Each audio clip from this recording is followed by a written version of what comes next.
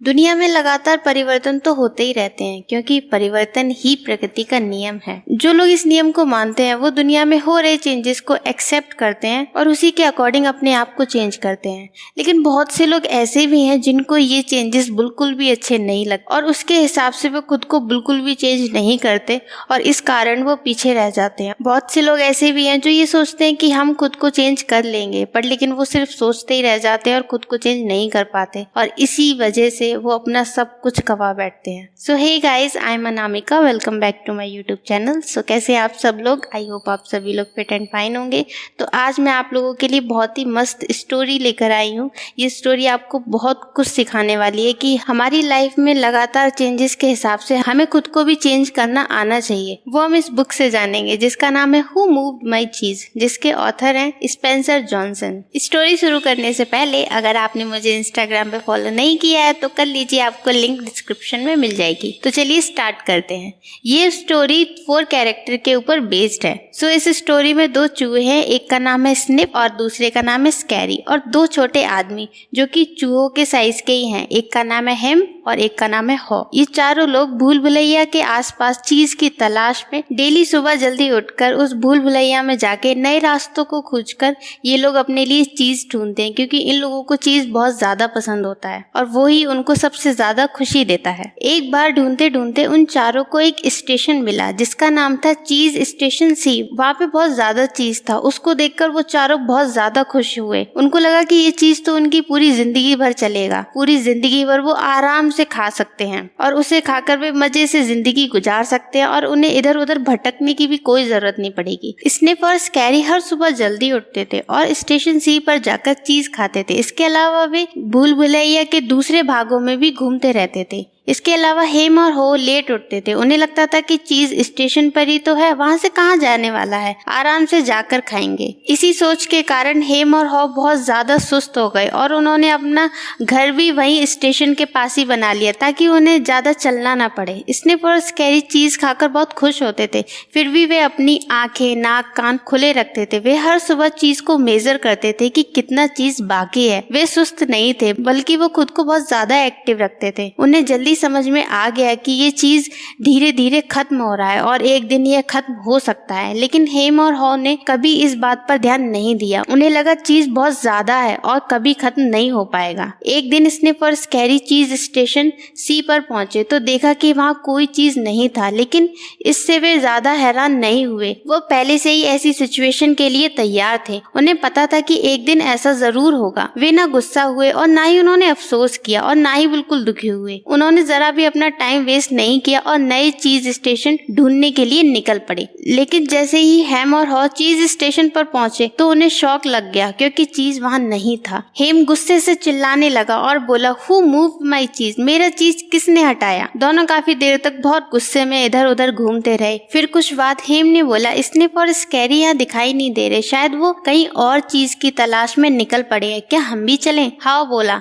नहीं, वो सिर्फ चूहे हैं, उन्हें तो अकल नहीं है, पर हम तो इंसान है ना, उनसे कहीं ज्यादा इंटेलिजेंट है। हम अपने दिमाग का इस्तेमाल करके हर चीज पहले की तरह कर देंगे। इधर दूसरी तरफ स्निप और स्कैरी हर दिन नया चीज खोजने में लगे हुए थे। वे हर दिन नए नए रास्ते पर निकल पड़ते थे और मेहनत करते थे। आखिर एक दिन उन्हें एक नया चीज स्टेशन मिला जिसका नाम था चीज स्टेशन एन। इस स्टेशन पर पहले से भी कई ज्यादा चीज रखा हुआ था और अलग अलग वैरायटी का था। इससे स्निप और स्कैरी बहुत ज्यादा खुश हो गए और वे फिर से अपना हंसी खुशी जीवन बिताने लगे। उधर हेम और हॉ अभी भी चीज के गायब होने पर रो रहे थे। वे दूसरों को कोस रहे थे और अभी भी उसी चीज पर अफसोस कर रहे थे। तभी हॉ ने कहा, क्यों ना मैं भी स्निप और स्कैरी की तरह भूल भुलैया में जाकर फिर से चीज ढूंढूं। बट उसकी अब वो आदत रही नहीं थी और उसको बहुत ज्यादा डर लग रहा था। तभी हॉ ने कहा, ये बहुत ज्यादा रिस्की है, भूल भुलैया खतरों से भरा हो सकता है और वो लोग वहाँ का कंफर्ट नहीं छोड़ना चाहते थे। यहाँ वे आराम से तो हैं, अगर वो भूल भुलैया भुलैया में खो गए और उन्हें अंदर चीज नहीं मिला तो क्या होगा। इस तरह वे तरह तरह की नेगेटिव बातें करता रहा। थोड़ी देर बाद हेम और हाव खाली पेट घर चले गए।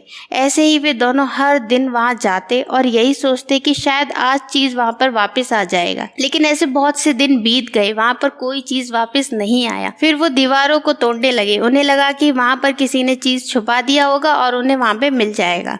वे हर दिन आते और गड्ढा खोदने लगते, लेकिन फिर भी उन्हें वहां चीज नहीं मिलता। एक दिन हाव ये देखकर हंसने लगा। हेम ने पूछा। हेम के पूछने पर उसने कहा कि हम हर दिन ही काम कर रहे हैं, लेकिन रिजल्ट तो हमें मिल ही नहीं रहा। वो कहता है कि हमें भी भूल भुलैया के अंदर जाना चाहिए, लेकिन हेम उससे बहुत ज्यादा नाराज हो जाता है और उसको भूल भुलैया में जाने के लिए मना कर देता है। लेकिन लास्ट में हाव अकेला ही चीज की खोज में भूल भुलैया के अंदर चला जाता है। हाव को शुरू में बहुत ज्यादा डर लगता है, फिर भी वह धीरे धीरे आगे बढ़ता रहता है, लेकिन धीरे धीरे उसे महसूस हुआ कि भूल भुलैया के रास्ते इतने भी बुरे और खतरनाक नहीं हैं जितना वो पहले सोच रहा था, और उसका डर धीरे धीरे निकलने लगा। उसको सफर में नए नए अनुभव होने लगे। उसके पास अभी भी चीज नहीं था, लेकिन फिर भी वो खुश था। उसे ऐसा लग रहा था कि जैसे वो किसी नए एडवेंचर पर जा रहा है। अब तक उसके मन का सारा डर निकल चुका था और वह हर नए रास्ते पर बेखौफ होकर चल रहा था। एक दिन उसे एक नया चीज स्टेशन मिला जिसका नाम था ई, लेकिन उसने अंदर जाके देखा तो वहाँ पे बहुत छोटे छोटे चीज के टुकड़े थे। तब हाव सोचता है कि काश वो पहले आ जाता तो उसको ये चीज जरूर मिलता और चीज को इकट्ठा करके वापस हेम के पास जाता। अब तक हेम की हालत बहुत खराब हो चुकी थी। हाव उसे चीज देता और बताता कि अंदर और चीज मिल सकती है, लेकिन हेम कहता है कि उसे नई चीज नहीं चाहिए, उसे तो वही पुरानी चीज चाहिए। वो अब भी निगेटिव थॉट से भरा हुआ है। बहुत ज्यादा मेहनत करने के बाद एक दिन हाव को चीज स्टेशन एन मिल जाता है। वहाँ पर इतनी सारी चीज थी कि उसे देखकर वो हैरान हो जाता है। उसने देखा स्निफ और स्कैरी पहले ही वहाँ रहते थे। अब हाव वहाँ रहने लगा था, लेकिन अब वो पहले की तरह बिल्कुल नहीं था। वो अपने कंफर्ट जोन से निकल चुका था, बल्कि हर दिन चीज को एनालाइज करता था, कहीं चीज खराब या कम तो नहीं रह गया। इसके अलावा वो आसपास की दूसरी जगहों पर भी घूमता था ताकि वक्त आने पर उसे जल्दी रास्ता मिल जाए। अब हाव अपना जीवन बहुत ही खुशी से बिता रहा था, लेकिन उसे अफसोस इस बात का था कि काश हेम भी वहाँ पर आ जाता। वो चाह तो रहा था कि वो भी हेम को वहाँ पर स्टेशन एन पर लेकर आ जाए, पर वो ये सोचता है कि चेंजेस को एक्सेप्ट किया उसको भी वही करना पड़ेगा। दोस्तों, इस बुक में चीज का मतलब है आपकी लाइफ की किसी भी कंफर्टेबल सिचुएशन से, जैसे आपकी नौकरी हो गई, घर, रिलेशनशिप, बिजनेस, ये चीजें कभी ना कभी बदल सकती हैं। इसलिए हमें चेंज को एक्सेप्ट करने के लिए खुद को हमेशा रेडी रखना चाहिए। तो इस बुक से मैं आपको 3 लेसन्स बताऊंगी जो कि बहुत ज्यादा इंपॉर्टेंट है, जो आपको अपनी लाइफ में जरूर अप्लाई करने चाहिए। सो हमारा फर्स्ट है मॉनिटर द चेंज। हमेशा देखते रहें कि घर या ऑफिस में कोई चेंज तो नहीं आने वाला। अगर आप हेम और हॉ की तरह अपनी कंफर्ट जोन में ही बैठे रहेंगे तो आलसी हो जाएंगे और समय के साथ खुद को चेंज नहीं कर पाएंगे। इसलिए हमेशा खुद को अप टू डेट रखिए और समय के साथ खुद को चेंज करना सीखिए। सेकंड है अडेप्ट द चेंज क्विकली। दोस्तों, जितना जल्दी हो सके हमें चेंज को अडेप्ट करना चाहिए, जैसे कि स्निफ और स्कैरी ने किया, ना कि हेम और हॉ की तरह कि सिर्फ वहाँ बैठकर चिल्लाते रहो कि हु मूव्ड माई चीज, हु मूव्ड माई चीज, क्योंकि वो चेंज को अडेप्ट नहीं कर पाए, इसी वजह से वो पीछे रह गए। अगर आपको भी अपनी लाइफ में आगे बढ़ना है, सक्सेसफुल होना है, तो जितनी जल्दी हो सके चेंज को अडेप्ट करना सीखिए। सो हमारा थर्ड है एंजॉय द चेंज। अगर आप चेंज को बोझ मानेंगे तो अपनी लाइफ खुशी से नहीं जी पाएंगे। इसलिए कोई भी न्यू चेंज क्यों ना हो, खुद को खुश रखना सीखिए। अगर आपकी नई जॉब लगती है तो उसमें नए फ्रेंड्स बनाइए, खुद को खुश रखिए और दूसरों को भी खुश रखिए, क्योंकि हम सभी जानते हैं परिवर्तन ही संसार का नियम है। आई होप दोस्तों आपने इस स्टोरी से कुछ सीखा होगा। आपको ये स्टोरी कैसी लगी मुझे नीचे कमेंट करके जरूर बताना। And see you in my next one. Bye.